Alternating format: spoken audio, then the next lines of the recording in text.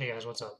Ichigeki here, bringing you a pretty interesting video, one that I created because I didn't find a lot of information about this topic out there besides like one source, um, which I will link in the description below when I get this all finished up. But this is pretty much my video on how to custom paint your GameCube controller.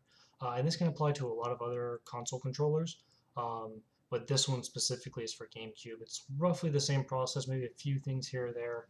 I know the plastic is a little bit different, so you might need a different grit of sandpaper or something like that. But the general idea is still pretty much the same. So my controller is going to be two-tone. It's going to be a purple and then a bluish color. I might change it to be blue and orange and just keep the original color on it, but it'll show up in the final video. The first thing I want to show you guys is the controller back. So I'm doing the back first because it has the less components on it. It doesn't have the motherboard, the processor, the rumble pack. It's just easier to get to and take off, and that is this bad boy right here. And as you can see, everything is gone. You can see all the stuff. Took everything out. It's pretty simple to do.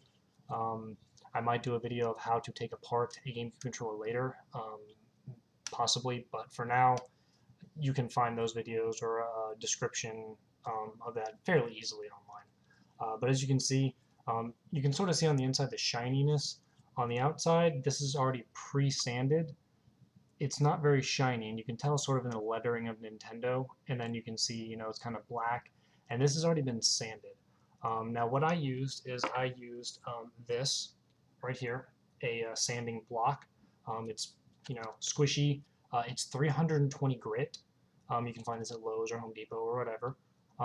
This is really good for the bulk of the sanding process because it's big and it's also squishy, so you don't destroy your hands with it.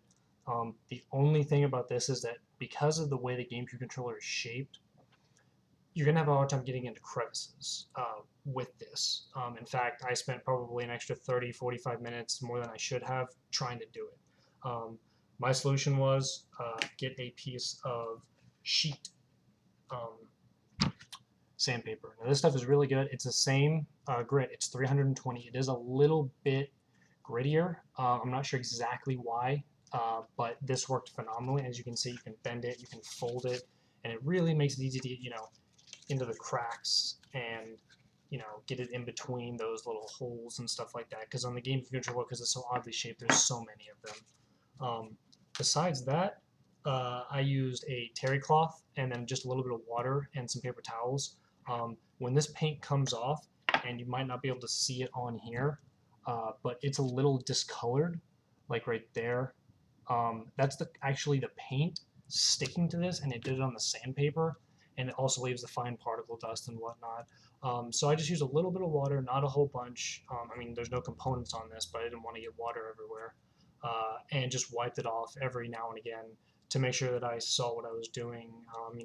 Hold it under the light to make sure you got all the spots, all that good stuff.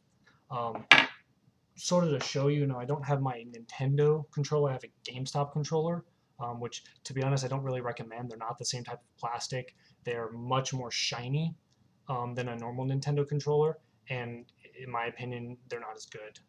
The Nintendo ones are really, really good. These ones I don't like at all. But as you can see, it's very, very shiny. Really shiny, and that is hopefully what this will look like, except with purple. Kind of like the color of my hat, actually. At the end of this in the next portion of my video. So from there, we go on to the actual painting part, which I'll discuss in the next section.